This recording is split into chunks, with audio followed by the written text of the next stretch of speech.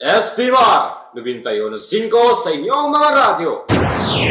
Himpilan ng bayan maaasahan, sa Ligang Radyo mapagkakatiwalaan.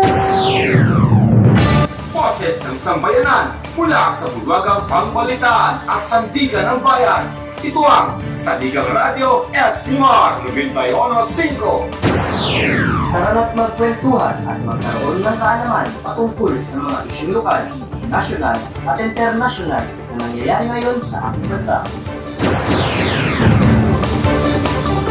Mga isyong tinututukan at sinusubaybayan. Ito ang pinagsamang pwersa ng ESTMR 91.5 sa inyong mga radyo. Mula sa ulo ng mga nagbabagang balita. Naganap na sunog sa barangay San Juan, Surigao City, 39 pamilya nawala ng tahanan. BFP at ang mga residente nagtulungan. Insidente ng pananaksak sa Surigao, pulisya agad na tumugon, biktima, kritikal ang lagay. Pinuno ng barangay sa Surigao City na aresto sa buy-bust operation, itinuturing na high-value target ng mga otoridad. Kaso ng pamamaril sa Surigao City, biktimang nagbebenta ng isda, patay matapos nambangan ng mga sospek. Usap-usapan ngayon ang mainit na isyu tungkol sa Pangulo ng Pilipinas na si Ferdinand Marcos Jr. at ang dating Pangulo na si Rodrigo Roa Duterte.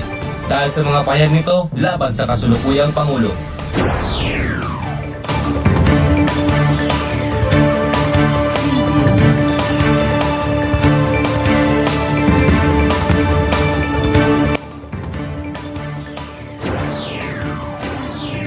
Sekyo sa Misamis Oriental, patay sa panloloob. Negosyante sa Bacolod City, patay sa pamamaril sa labas ng convenience store. China nakamit ang internal understanding at bagong modelo sa Yungin Shual. Ibinabando na ng Administrasyong Marcos matapos ang 7 buwan. Isang mapagpalang araw, Pilipinas!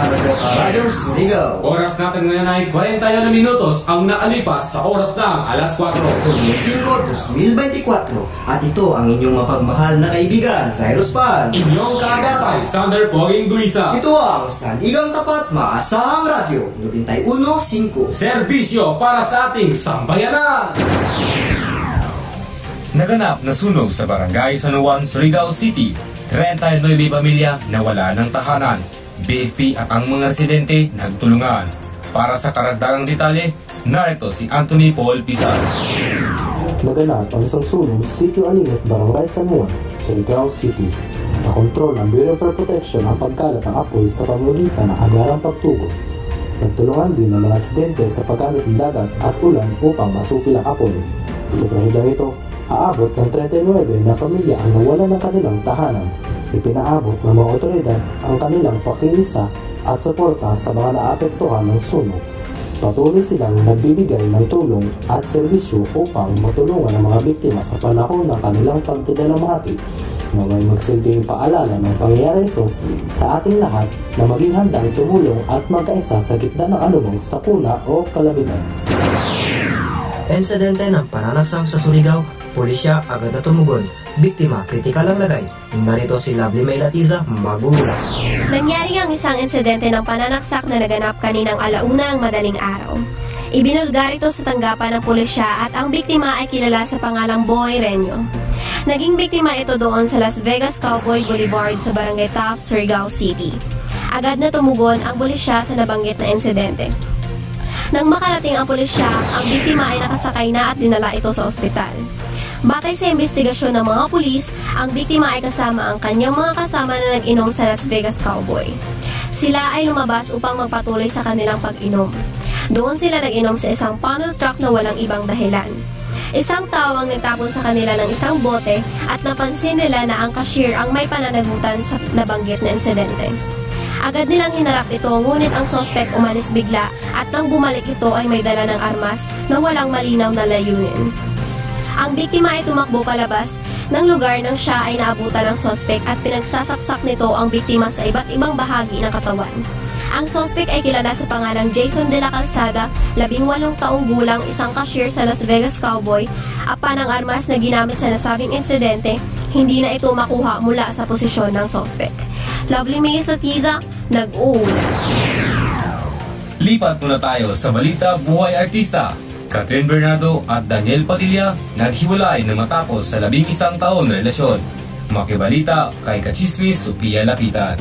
Naghiwalay na Catherine Bernardo at Alden Richard na mas kilala bilang Katniel matapos ang kanilang 11 taon na relasyon. Ang balitang ito ay nagdulot ng malaking interes at pag-uusap sa publiko. Maraming nagpahayag ng kanilang pagkadismaya at kalungkutan sa hiwalayan ito. Ayon sa isang netizen, sobrang lungkot isipin na tapos na ang Katniel. Hindi ko alam kung paano ito matatanggap. Bukod dito, nagluluto ngayon ang mga balitang nagliligawan sina Catherine Bernardo at Alden Richard. Ayon sa mga ulat, naniligaw si Alden kay Catherine at makikita raw ito sa kanilang body language. May mga netizens naman na nagpahayag na kanilang tuwa at suporta sa posibleng pagkakaroon ng bagong tambalan. Isang netizen ang nagsabi, sana totoong balitang ito, exciting ang chemistry nila. Ngunit mayroon din ibang netizens na nagpahayag na kanilang pagdududa at pag-aalinlangan sa mga balitang ito. Isang netizen ang nagkomento, baka naman publicity lang ito para sa kanilang mga proyekto, hindi ko masyadong paniniwalaan. Ang mga isyong ito ay patuloy na pinag-uusapan at binibigyan pansin ng mga tagahanga at ng publiko. Ito po ang iyong balitang showbiz para sa araw na ito. Muli po, ako po si Sophia Lapitan. Magandang araw mga ka-showbiz! Samantala, pinuno ng barangay sa Surigao City na aresto sa bypass operation. Itinuturing na high-value target ng mga otoridad. Narito si Dan Michael Ensoy para sa karagdagang balita. Ang pinuno ng isang barangay sa lungsod, si Loder Ilumba ng Barangay Tugbongon, ay naaresto sa isang bypass operation noong ika-18 ng Enero. Si Ilumba ay tinuturing na high-value target ng mga otoridad. Ayon sa ulat, naaresto siya habang tumatanggap ng pera mula sa isang undercover agent matapos ibenta ang aligadong shabu sa kanyang barangay. Nakuha sa operasyon ang 3 heat-sealed transparent sachet ng shabu at perang may tatak na nagkakahalaga ng 14,000 pesos at isang Devon 9mm baril na may magazine at bala. Isinagawa ng mga otoridad ang operasyon matapos bantayan ang suspect. Maaaring tinanggi ni Ilumba na sangkot siya sa ilegal na droga at ito lamang ang aking nakalap na impormasyon. Dan Michael G. Ensoy para sa Saligang Radio. Kaso ng pangmaril sa Surigao City, biktima nagbibinta ng isda, patay matapos tambangan ng sospek. James V. Lopez, magbabalita. Naganap sa Brook City, Barangay Sinuan, Surigao City. Isang pagsabog ng baril habang nagbebenta ng isda ang biktima na si Roy Gopetradin, 42 anyos, residente sa Brook 12, Barangay Sinuan, Surigao City. Ayon sa unang investigasyon ng City PNP, naganap ang insidente alas 5:50 ng hapon habang ang biktima ay nagbebenta ng isda. Nakatanggi ang biktima sa isang suspect na may armas at 2 beses na baril. Nagpabahagi ang biktima na sa isang ospital. Ngunit sa mga pinabagong impormasyon, tinanggihan niya dahil sa kalagayan. Patuloy ang investigasyon sa PNP sa insidente. James B. Lopez, nagbabalita. Sikyo sa Misamis Oriental, patay sa panlolo at nakunan sa CCTV ang mga sospek. Isang malungkot na pangyayari ang naganap sa Villa Nueva, Misamis Oriental na kung saan isang sikyo ang nasulid habang sugatan naman ng isa pa niyang kasamahan matapos silang marilin ng mga kawatan na nanloob sa binabantayan nilang planta ng bakal. Sa ulat ni Sarah James ng GMA Regional TV News nitong Huwebes, ang insidente daw ay nangyayari itong madaling araw ng Martes. Base naman sa impormasyon, pinusasan umano ng mga suspect ang 50 anyos na sikyo bago ito bitaril. Samantala naman, sugatan ng isa pa niyang sikyo na 30 anyos ayon sa pulisya. 3 ang lumabas na suspect na nanloob sa plata. Ngunit posibleng may mga kasama pa sila. Tinatayang nasa 1.3 million na pera at ang mga lahas ang nakuha ng mga salarin sa kanilang panlolo. Isa sa mga person of interest ng mga otoridad ang truck driver ng kumpanya matapos makitang may shabu sa kanyang sasakyan. Ang CCTV ng salesman na every time magawa siya narito sa footage ng sunod sa iya itong mga suspect at the same time Brazilian. Ayon kay Misamis Oriental Provincial Police Office Director Colonel Silicon, kabiyak, bagaman aminado ang driver na gumamit siya ng illegal na droga. Itinanggi niya na may kinalaman siya sa nangyaring nakawan. Patuloy pa ang mga investigasyon ng pulisya para mahuli ang mga suspect. James Ray Ahido nagwagi sa 2024 Age Group Championship, bagong record sa swimming at itinanghal na gold medalist. Nagkaroon ng malaking tagumpay ang isang Filipino swimmer na si James Ray Ahido sa 2024 Age Group Championship na nakatanggap ng gold medal sa paligsahan ng swimming na kanyang sinani sa puntos na 55.44 seconds na bagong record sa Pilipinas. Ayon sa ulat mula sa National News, ibinahagi ni James Ray ang kanyang karanasan at nakakapagpasaya siyang makapagbigay ng karangalan sa aking bansa. Sinabi niya na lubos siyang nagpapasalamat sa lahat ng sumusuporta at nagbigay ng inspirasyon sa kanya upang makamit ang kanyang tagumpay. Ipinahayag din niya na patuloy siyang magpupursige at magtratrabaho ng husto upang mas lalo pang mapaganda ang kanyang performance sa sumusunod na inaasahan natin na patuloy na maghuwagi at magbibigay ng karangalan si James Ray sa aking bansa. Iyan ang balita tungkol sa tagumpay ng aking Pilipinong swimmer na si James Ray Ahido. Ipinagmamalaki natin ang kanyang tagumpay at inaasahan natin na patuloy siyang magwawagi sa susunod pang mga paligsahan. Ito si Gian Ocreaso para sa Saligang Radio. China nakamit ang internal understanding at bagong modelo sa Yungin Shual. Ibinebando na ng Administrasyong Marcos matapos ang 7 buwan. Ipinahayag ng China na nakamit nila ang isang internal understanding sa isang bagong modelo upang maibsan ang tensyon sa Ayungin, Silang Tomas Shual sa West Philippine Sea kasama ang Pilipinas. Ngunit ayon sa kanila, ito ay ibinabandonada ng Administrasyong Marcos 7 buwan mamaya. Ayon sa pahayag ng Embahada ng China sa Manila, ay kasunduan ay hindi lihim at mayroong gabay mula sa parehong panig para sa epektibong pagpananatili sa kapayapaan at katiwasan sa Renhao, Chiao, Ayungin.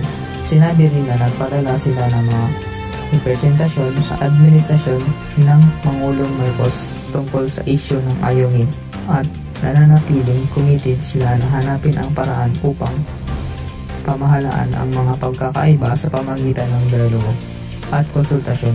Ang bagong modelo para sa pamamahala ng sitwasyon sa Ayungin ay pinagkasunduan rin ng parehong panig na resulta umano ng mga seryosong komunikasyon sa militar ng Pilipinas.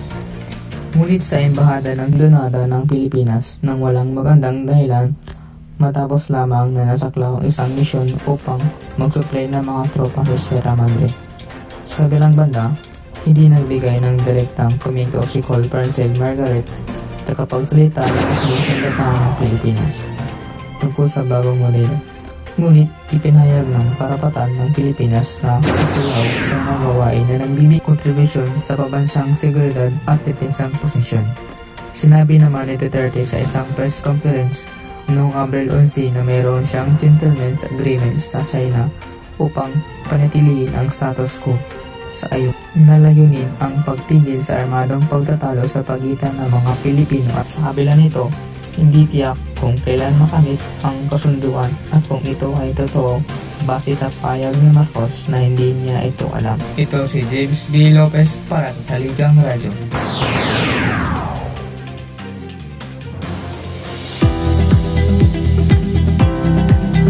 Linisin, pabunghin, ulitin. Iyong malanasan pinakamasarap na kalinisan gamit ang aming sabon. Ang aming sabon ay epektibo sa pagtanggal ng dumi at bakterya. Nagbibigay ng kaluwigmigan at kasiyahan sa iyong balat. Sa bawat paggamit, malanasan mo ang nakakatuwang amoy at kaligayahan ng pagkakaroon ng malinis at malambot na balat. Subukan mo na ang Fresh Bloom Sabon at simulan ang paglalakbay tungo sa isang mundo ng kaluwigmigan at kalinisan. Estimar 91.5 sa inyong mga radyo.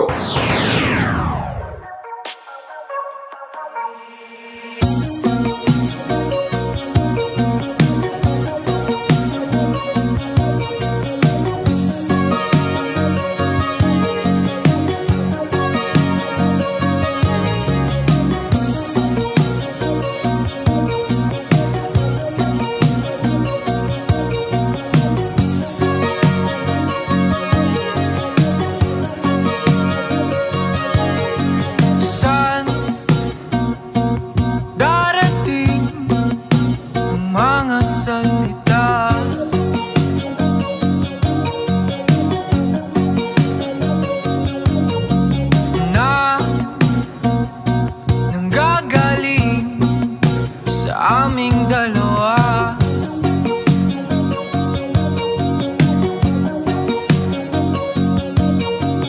Kung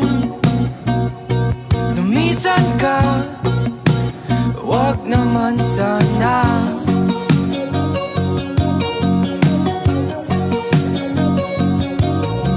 Ika'y kumapit na nang hindi makawala.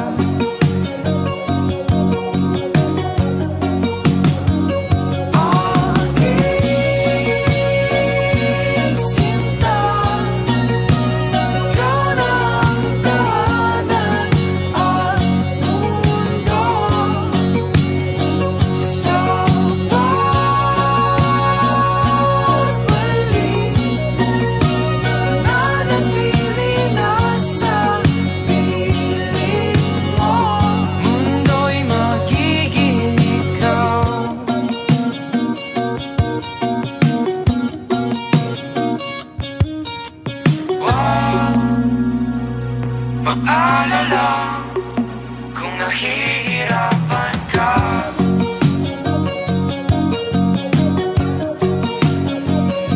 Halika na, sumama ka, pagmasdan ng mga tala.